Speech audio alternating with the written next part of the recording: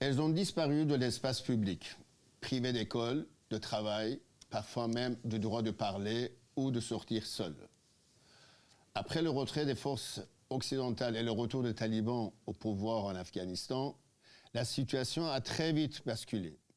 La réalité sur le terrain a profondément changé, en particulier pour les femmes, dont les droits ont été fortement restreints. Les silences se sont installés, peu à peu, presque sans bruit. En quelques mois, des gestes simples sont devenus impossibles. Aller à l'école, travailler, sortir, exister, tout simplement.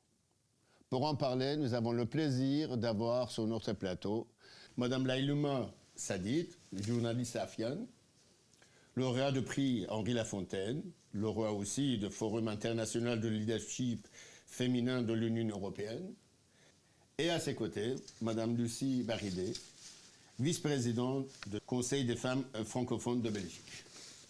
Bonjour. Bonjour. Alors, merci d'avoir accepté déjà notre invitation. Madame Sadid, au-delà des images qu'on voit, comment décririez-vous aujourd'hui la condition des femmes en Afghanistan depuis le retour des talibans? Merci beaucoup. Bonjour à tout le monde. Aujourd'hui, des images des femmes en Afghanistan après le retour des talibans, après des chutes en Afghanistan 2021, c'est vraiment catastrophique. Parce que, comme vous déjà disiez qu'en Afghanistan, tout est interdit par rapport des femmes, imaginez un pays que plus de 22 millions de femmes sont disparues dans la société. La vie est difficile. Éducation, travail, sortir seul. Quand même, visite médicale, c'est interdit seul.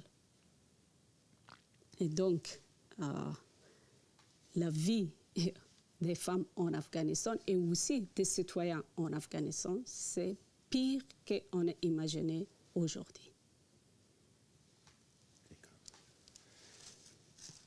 Mais pour vous, qu'est-ce que le monde alors ne comprend pas ou comprend mal de ce qu'elles vivent en Afghanistan?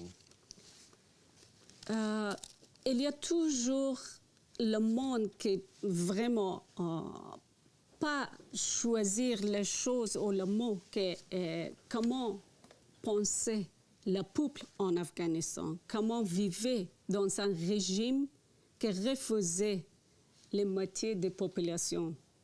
C'était vraiment mal attendu pour le monde entier. Les femmes et les jeunes et aussi les personnes qui ne sont pas d'accord avec les règles des talibans, elles sont toujours menacées de mort, en danger. Et pour moi, c'est plus important pourquoi le monde regarde et comprend toutes les choses qui arrivent en Afghanistan et malheureusement, elles sont toujours acceptées. On a dit qu'elles sont ferment les yeux et comme penser qu'elles ne sont pas attendues et aussi par regard qu'est-ce qui se passe en Afghanistan. C'est la vie en Afghanistan, quand tu poses la question, une femme ou une fille en Afghanistan, 3 choses elles demandent. Éducation, travail et liberté.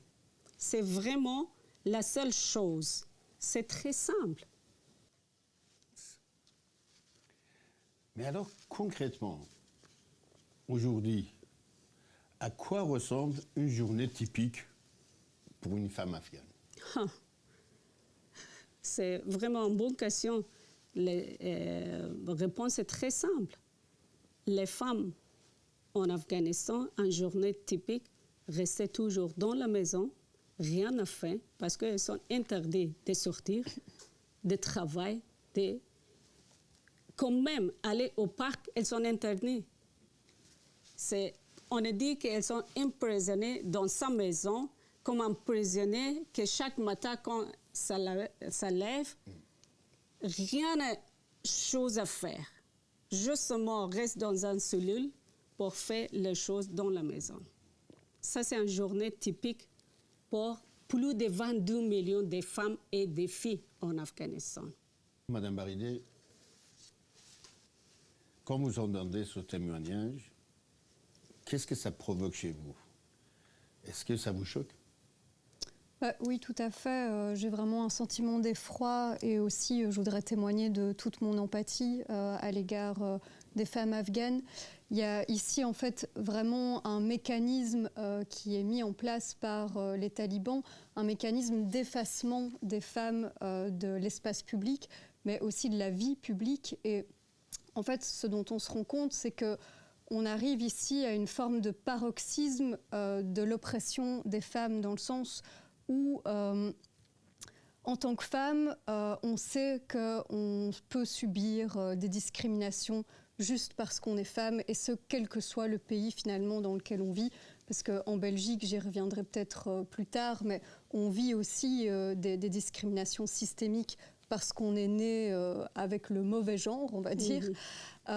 Et voilà, ce qu'on voit ici avec le régime mis en place par les talibans, c'est vraiment ce que je disais tout à l'heure, le paroxysme, vraiment le point culminant de jusqu'où peut aller le régime patriarcal dans sa volonté de soumettre les femmes, de les réduire finalement à de purs instruments, de les réduire finalement à l'état d'objet.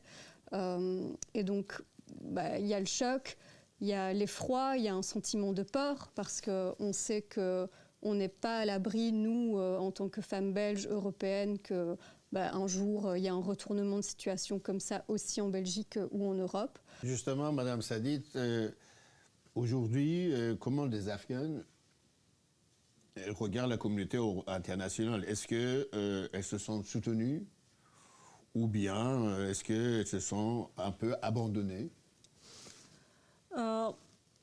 Quand on regarde cette question, je pense besoin de deux côtés. Parce que le peuple en Afghanistan, on n'est pas compté tout la même manière, la même pensée. Parce que les peuples ou les familles qui habitent dans les grandes villes, elles pensent différents. Le peuple qui vivait dans le village, c'était vraiment différent. Parce qu'Afghanistan, c'est un pays très religieux et patriarcal. Dans le village, il n'y a pas beaucoup de liberté quand même pendant 20 ans. En Afghanistan, dans le village, la vie est différente. Et quand même, les choses qui arrivent ici et maintenant en Afghanistan, tous les peuples pensent de la même manière. Parce que les peuples, toujours espoir et sentiment avec la liberté, avec leurs droits humains. Aujourd'hui, quand il y a des pays européens qui sont abandonnés, ils sont vraiment négatifs. Pourquoi? Parce qu'après 20 ans, ils sont tous lèches et maintenant, il n'y a pas d'espoir parce que quand ils ont quitté le pays, on arrive le même poids après 20 ans. Et pourquoi? Parce que le peuple change, la mentalité change, l'espoir aussi change. Aujourd'hui, l'éducation des filles est quasiment, je dirais, interdite. Qu'est-ce que ça va changer à long terme pour le pays? Imaginez un pays sans l'éducation. Maintenant, c'est le 21e siècle. C'est les vie moderne avec la technologie. Imaginez un pays sans l'éducation. Sans l'éducation, le pays est vraiment mort, et spécifiquement pour les femmes. Une femme éduquée change la société. Est-ce qu'il y a encore des formes de résistance sur place je dirais, par exemple, des écoles clandestines. Ça, c'est la seule chose et l'espoir pour le bon futur pour les filles en Afghanistan. Ça, c'est la forme de résistance pour les femmes qui est organisée, classe secrète ou classe clandestine, n'importe quel endroit et avec beaucoup de difficultés. Et c'est bien qu'elles ne sont pas restées calmes, quand même, ce n'est pas encore tout. Parce que plus de 6 ou 7 millions de filles, elles sont interdites pour aller à l'école. Mais où est la limite alors? En fait, là, le régime des talibans vise plutôt à exclure toute une partie de la population de la culture, de la participation à celle-ci, à la vie publique, etc. On voit quand même ici dans le régime une instrumentalisation de la religion pour violer en fait les droits humains, violer aussi les droits des femmes. Je sais que non seulement donc, les femmes sont exclues de l'espace public, de l'éducation, on en a déjà longuement parlé ici, mais même dans les pratiques religieuses, elles sont exclues. Pas plus tard qu'il y a quelques mois, lorsque c'était le temps du Ramadan, en fait, on a vu que les femmes ne pouvaient pas aller prier en même temps que les hommes à la mosquée, etc. Donc, il y a aussi vraiment un mécanisme ici mis en place par le régime pour imposer une vision dominante de la politique, de la religion, etc., qui ne reflète pas les pratiques culturelles qui se font en Afghanistan. Mais ce qu'on voit en Afghanistan, par exemple, aujourd'hui, est-ce que ça peut arriver ailleurs ou même ici? Oui, bien sûr. Donc, en fait, il ne faut pas oublier que ce soit en Europe ou ailleurs, on fait face à une hégémonie du système patriarcal. Alors, je ne veux pas non plus faire de comparaison hasardeuse entre la démocratie telle qu'on la connaît ici en Belgique et en Europe et ce qui se passe en Afghanistan. Mais il faut savoir que, quel que soit le pays, les femmes sont soumises à des discriminations systémiques qui prennent l'une ou l'autre forme et qui se situent en fait sur ces discriminations se font par échelon. Je le disais au début, mais donc ici, avec le régime des talibans, on fait face vraiment au paroxysme de l'oppression patriarcale. Nous, évidemment, on n'est pas là-dedans encore et je l'espère pas prochainement en Belgique. Malgré tout... Et qu'est-ce qu'on pourrait faire, par exemple, je dirais, depuis l'Europe ou la Belgique, tout simplement? Donc nous, déjà, ce qu'on peut faire au niveau belge pour témoigner de notre solidarité avec le peuple afghan, c'est de rester fidèle à nos valeurs, au socle en fait des droits humains comme repère. Donc ça signifie quoi? Ça signifie refuser toute coopération politique, toute collaboration politique avec le régime des talibans.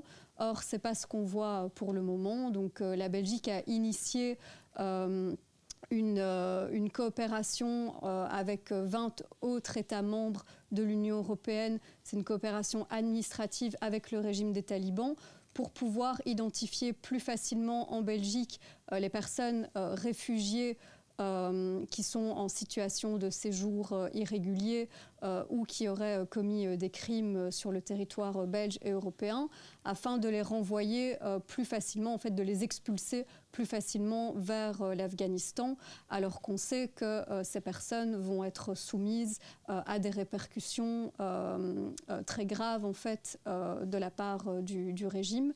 Et les médias? Aujourd'hui, on voit que dans les médias, on parle beaucoup moins en fait de la situation en Afghanistan. C'est lié effectivement au fait que l'actualité va très vite aujourd'hui, qu'il y a d'autres conflits géopolitiques et donc une actualité chasse l'autre. Mais pour autant, on se doit de rester en fait informé sur la situation là-bas. Donc ça veut dire s'informer, mais aussi en parler autour de nous, relayer les témoignages des personnes concernées, de ce que vivent les femmes là-bas, mais aussi du vécu des femmes qui ont pu échapper au régime des talibans pour venir se réfugier dans nos pays.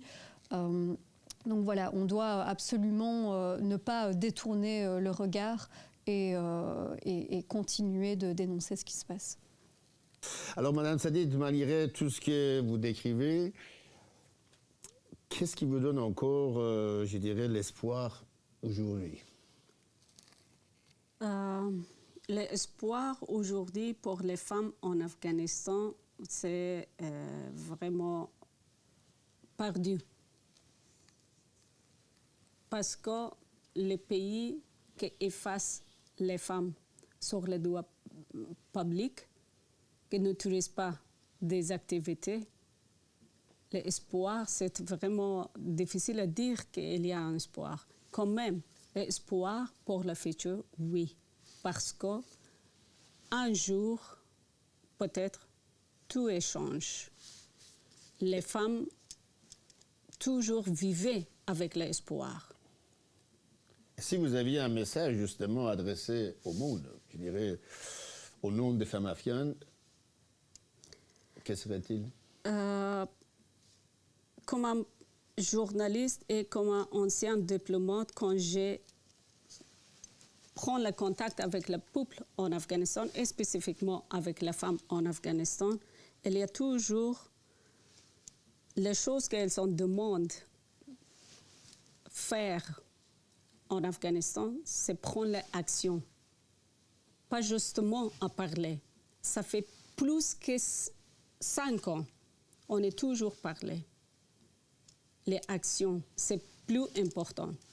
Elles ont demandé de reconnaître l'apartheid des genres comme un crime contre l'humanité. Les choses qui arrivent en Afghanistan, c'était vraiment l'apartheid. Parce que le peuple, 22 millions, c'est moitié de la population, qui est interdite de toutes les choses, ça c'est vraiment un système d'apartheid des genres, discrimination. Et toutes les choses qui arrivent en Afghanistan, c'était vraiment la seule chose, reconnaître les talibans comme un crime contre l'humanité et reconnaître l'apartheid des genres. La deuxième chose, arrêter toutes les relations diplomatiques avec ce groupe parce qu'elles ne sont pas un gouvernement légitime. C'est un groupe qui prend, on a dit comme un stage et contrôler tous les peuples en Afghanistan. Et la troisième chose aussi, que sanctionner toutes les aides que bénéficient les talibans. Okay. Partout où l'extrémisme s'impose, la liberté recule. Et avec elle, l'espoir, la dignité et l'avenir. Ce que nous avons entendu, ce ne sont pas seulement des mots, ce sont des vies qu'on enferme, des voix que l'on tente de faire taire, des femmes que l'on voudrait rendre invisibles sans jamais y parvenir complètement. Et pourtant, elles sont là, elles tiennent, elles résistent, souvent en silence. Alors la question n'est plus seulement de comprendre. La question est simple et nous concerne tous. Maintenant qu'on sait, on fait quoi? Combien de temps peut-on encore regarder sans vraiment voir? Parce qu'à force de détourner le regard, l'indifférence s'installe. Et l'indifférence finit par ressembler à une forme d'acceptation. Et peut-être que le plus grand danger, il est là. S'il devait rester une chose à retenir de cette émission, ça serait celle-ci. Ne pas détourner le regard, ne pas oublier et ne pas s'habituer. Merci à nos invités d'avoir accepté notre invitation et merci pour votre confiance. Et merci à vous de nous avoir suivis et surtout pour votre fidélité. Je ne vous dis pas au revoir, mais à très bientôt.